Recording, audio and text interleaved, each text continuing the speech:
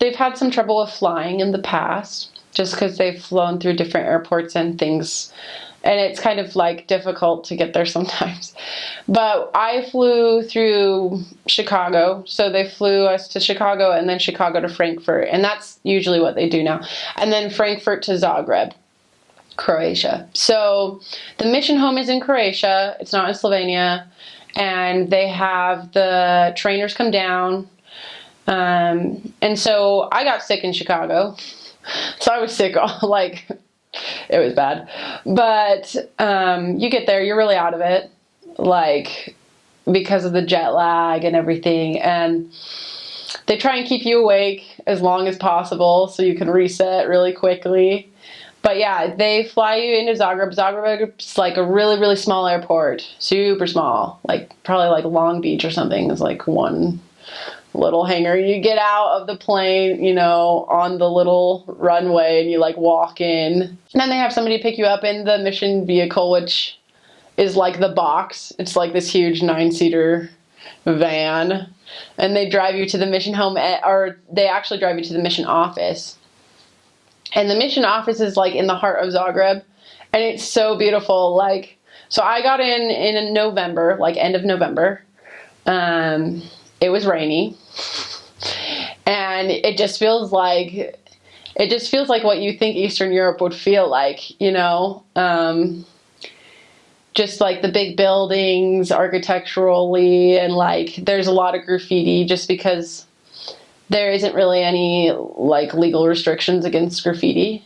So there's a lot, and I don't know, the buildings are a little bit older, but I mean, they're so pretty, like, and they have all these cathedrals and stuff. And the mission office, actually, they have it like right in the middle. And so one of the cool things is they park the car and they just turn on the little like emergency flashers, and they just like leave the car there. So you just leave the car in the middle of the road, like for a good like 15 minutes. And they just, like, everybody does that. It's not like a weird thing to do for them, which is kind of fun.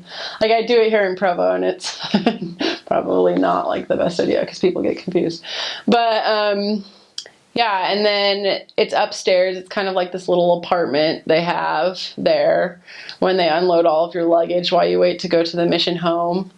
And it's actually a building that was owned by Krešimir Ćosić, who, like, he's a famous basketball player. He's from Croatia. He kind of opened those countries to the church. And so he's like a very big name associated with the mission. And it was actually his, and then he donated it to the church when he passed away. So it's really cool there, and they have all the mission board and stuff. And then they take you to the mission home, which is like this huge building, especially for those countries. Like, it's a really big house. It's like 5 floors or something. And they have all the elders sleep in the basement, and all the sisters sleep in the top. And then they have like a little lunch or a little dinner with you and talk to you. And the mission president interviews each of you so he can figure out who your companion is. Though if you're Slovene and you're like the only one, then you pretty much know, because that's like the only Slovene missionary there. So, I mean, and then they have you go out while you're waiting into Zagreb and contact, which is kind of difficult if you're like a Slovene missionary because you don't speak Croatian, and so you're like, how am I supposed to do this, you know?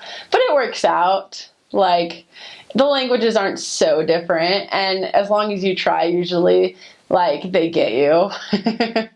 That was definitely scary, like, but it gets easier the more you do it, and I had a really awesome trainer, so it worked out.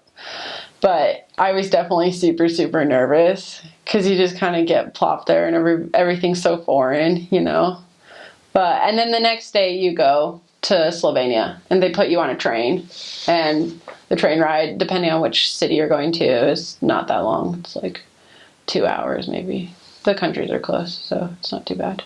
Like I was saying about Krešimir, like so he studied at BYU, like he got out of Croatia, he studied at BYU, and he met the Matsons and like Nibblies and stuff, and really like learned from them about the church. And he got offered to like play for the NBA and stuff, but he told them no because he felt like he needed to go back and take the gospel to his country.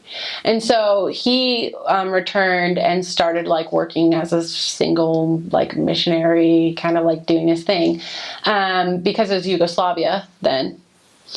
And then the church kind of started growing.